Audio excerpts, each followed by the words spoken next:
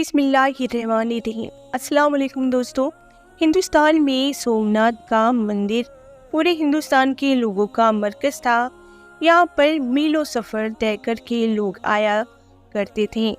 یہاں پر سونے کے بنے ہوئے بت اور مورتی بھی نصب کی گئی تھی، اور اس مندر کی خاص بات مورتی کا ایک خاص جادو تھا، جس کی وجہ سے بڑے بڑے لوگ اس کی طرف متوجہ ہوتے تھے۔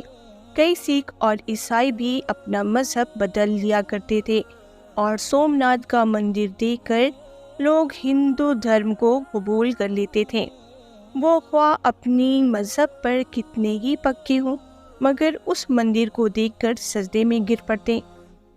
اس کے اندر اتنا بڑا کرشمہ اور ایسا غیر فطرتی نشان تھا کہ انسان حیران رہ جاتا تھا۔ اس میں ایک ایسا بڑا بت تھا جو بغیر کسی سہارے کے ہوا میں معلق تھا، کو نہ چھت کے ساتھ لگا ہوا تھا اور نہ زمین پر پڑا ہوا تھا، ایک عجیب و غریب کیفیت کے ساتھ ہوا میں لٹکا رہتا تھا۔ لوگ جب وہاں پر آتے تو اس کو دیکھ کر حیران زدہ ہو جاتے۔ پھر ہندو پنڈت خوب کمائی کیا کرتے تھے کہ اس خاص بت کے لیے پیسے دو اور ہیرے جواہرات اس پر چڑھاؤ تو تمہاری تمام مشکلات حل ہو جائیں گی، تمہارے مسائل ختم ہو جائیں گے۔ یہ ایک بہت بڑا ہیکل بت تھا جس کا پیٹ بہت بڑا تھا۔ اس کے منہ کے ذریعے سے ہیرے جواہرات اس کے پیٹ میں ڈالے جاتے تھے۔ پھر جب مندر خالی ہو جاتا تو یہ 2 یا 3 ہفتوں کے بعد اس مورتی کے پیچھے کمر کے راستے سے ایک دروازہ تھا، جس کو کھول کر اس سے سونے چاندی کے زیورات کو نکال لیا جاتا تھا۔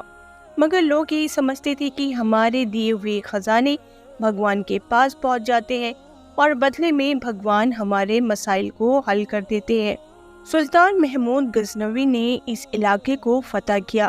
جب وہ اپنے مفتوحہ علاقے میں سے اس مندر میں پہنچے تو بلا جھجک بتوں کو پاس کرنا شروع کر دیا۔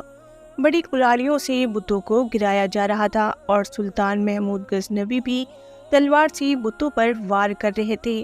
ابھی آدھا مندر ہی بتوں سے پاک ہوا تھا کہ باقایا کو دوسرے دن پر چھوڑ دیا گیا۔ دوسرے دن تمام ہندوستان کے بڑے بڑے پجاری اور پنڈت مل کر سلطان محمود غزنوی کے پاس حاضر ہوئے، اور بڑے اقتدار کے ساتھ، بڑے لجاجت کے ساتھ اور درخواست پیش کرتے ہوئے کہا کہ اس علاقے پر آپ ہی قبضہ رکھیں، مگر ہمارے اس بت کو مت توڑیے۔ اس کے بدلے میں ہم آپ کو پورے ہندوستان کی دولت دینے پر آمادہ ہیں۔ سلطان محمود غزنوی کا ایک وزیر آپ کے قریب آیا اور کہنے لگا کہ یہ پیشکش بہت بڑی ہے، کیونکہ ہم نے بہت سارے بتوں کو توڑ دیا ہے، صرف ایک بت کو چھوڑ دینے میں کوئی حرج نہیں۔ آپ اس پر ضرور غور کیجیے، کیونکہ جو مال دولت آپ کو ملے گا، اس سے ہمارے دین اسلام کی حکومت بہت آسانی سے متحد ہو جائے گی۔ سلطان محمود غزنوی نے ان ہندو پنڈتوں کو کوئی جواب نہ دیا۔ دوسرے دن اپنے ساتھ ماہر طبیان یعنی ماہر سائنسدان البرونی کو لے کر مندر میں پہنچے، کیونکہ آپ اس معاملہ کو حل کرنا چاہتے تھے۔ جب آپ وہاں تشریف لے گئے تو بت کو چاروں طرف سے گھما کر دیکھا، کوئی پتلی چیز یا کوئی بھاری چیز یا کوئی معمولی سا سہارا بھی نظر نہ آیا جس پر بت کو ٹھہرایا گیا ہو، یا جس کے ذریعے سے بت کو ہوا میں لٹکایا گیا ہو۔ سلطان بہت حیران ہوئے اور البرونی کو ذمہ لگایا کہ آپ اس کا معائنہ کریں اور اس کی وجہ ڈھونڈیں کہ اس بت کو ہوا میں کس طرح ٹھہرایا گیا ہے۔ عجیب و غریب سما بن چکا تھا۔ بہت سارے وزیر اور سلطان محمود غزنوی بھی وہاں بیٹھ کر دیکھ رہے تھے۔ آخر اس کی وجہ کیا ہو سکتی ہے؟ البرونی بھی پکے سچے مسلمان تھے۔ انہوں نے بڑے غور سے بت کو دیکھنا شروع کیا، قریب جا کر بت کو چھو کر بھی دیکھا، اور چاروں طرف سے بغور دیکھتے بھی رہے، آخرکار ان کی سمجھ میں یہ راز آ گیا اور وہ بڑی فاتح مسکراہٹ لے کر بادشاہ کے سامنے حاضر ہوئے اور بڑے ہی ادب سے عرض کیا، حضور، اس بت کی دائیں جانب دیوار کے اوپر بڑی اینٹ اگر نکال دی جائے تو آپ کے سامنے اس کا معاملہ حل ہو جائے گا۔ سلطان کو کافی دیر سے تحقیق ہوتے ہوئے دیکھ رہے تھے، وہ گہری سوچ میں پڑ گیا اور آپ نے وہ وزیر کو حکم دیا کہ جن اینٹوں کی طرف البرونی نے اشارہ کیا ہے وہ فوراً نکال دی جائے۔ جیسے ہی اینٹیں نکلی تو بت کا راز فاش ہو گیا، کیونکہ اینٹیں نکالی گئیں تو بت دائیں جانب سے زمین کی طرف جھک گیا۔ ابھی وہ زمین پر گرا نہیں تھا مگر اس کی ایک طرف بالکل نیچے کی طرف جھک گئی۔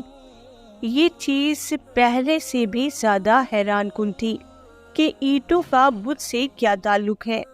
سلطان نے البرونی کو بلا کر پوچھا، اس پہیلی سے ذرا پردہ ہٹائیں اور ہمیں بتائیں کیا آپ تحقیقات کی گہرائی تک کیسے پہنچے؟ البرونی نے بتایا، حضور، یہ سارا بت بہت اعلیٰ قسم کے لوہے کا بنا ہوا ہے۔ یہ ایسا بت ہے جو مقناطیس کی طرف خوب کھینچتا ہے، پھر اس کے وزن کے مطابق مقناطیسوس کی دیوار کی اینٹ کے اندر کو بھر دیا گیا، یعنی اینٹوں کے اندر مٹی کے بجائے مقناطیس رکھ دیا گیا۔ یہ مقناطیس آپ کو بتا دیں جو آج کے زمانے میں ہم اسے چمبک کہتے ہیں، تو وہ مقناطیس اس ٹائم پر کہا جاتا تھا، تو یہ مقناطیس ایک چمبک کا نام ہے۔ مقناطیس بھی اس کے اعلیٰ قسم کے ہیں، یہ پوری طرح اس مورتی کو اپنی طرف کھینچے رہتے ہیں اور اتنی زور سے کھینچے رہتے ہیں کہ یہ اپنی جگہ سے حرکت بھی نہیں کرتے، بلکہ انہوں نے بتلایا کہ اس مندر کے اندر ہوا کی آمد رفت بھی اس طریقے سے تربیت دی گئی ہے کہ وہ بت کو اوپر کی طرف اٹھائے رکھتی ہے۔ اس تحقیقات سے معلوم ہو گیا کہ وہ کون سی تکنیک تھی جس کے ذریعے جادو دکھا کر ہندوستان کے ہزاروں لوگوں کو گمراہ کیا گیا اور ان کو باطل کی گہرائیوں میں ڈال دیا گیا۔ سلطان محمود غزنوی نے اس بت کو توڑ دینے کا حکم دیا اور بڑے بڑے طاقتور سپاہیوں کو ذمہ دیا گیا، وہ اپنی پوری قوت کے ساتھ اس بت کو ٹکڑے ٹکڑے کر دیں، حتیٰ کہ اس کا نام و نشان بھی ختم ہو جائے۔ مزید ایسے ہی ویڈیو کے لیے میرے چینل فیہا وائس کو سبسکرائب کر لیجیے۔ اگلی ویڈیو میں پھر ملتے ہیں۔ اللہ حافظ۔